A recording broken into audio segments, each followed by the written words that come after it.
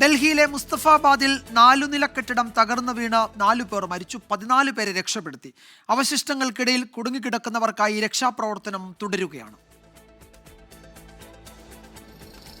ഇന്ന് പുലർച്ചെ 3 മണിയോടെയാണ് വടക്ക് കിഴക്കൻ ഡൽഹിയിലെ മുസ്തഫാബാദിൽ 4 നില കെട്ടിടം തകർന്നു വീണത്. കെട്ടിട ഉടമടക്കം 4 കുടുംബങ്ങൾ താമസിക്കുന്നതാണ് കെട്ടിടം. അതിവേഗം കെട്ടിടം നിലംപതിക്കുന്നതിന്റെ CCTV ദൃശ്യങ്ങൾ പുറത്തുവന്നു.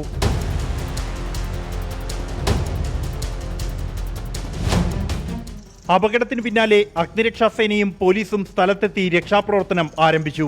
25ഓളം പേർ കെട്ടിടത്തിൽ താമസിച്ചിരുന്നതായി നാട്ടുകാർ അറിയിച്ചു. അവശിഷ്ടങ്ങൾക്കിടയിൽ നിന്നും പരിക്കുകളോടെ പുറത്തെടുത്ത 14 പേരെ GTB ആശുപത്രിയിൽ പ്രവേശിപ്പിച്ചു.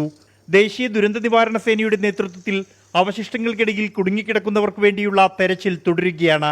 അപകട കാരണം വ്യക്തമല്ലെന്നും രക്ഷാപ്രവർത്തനം തുടരുകയാണെന്നും അഡീഷണൽ DCP സന്ദീപ് ലാംബ.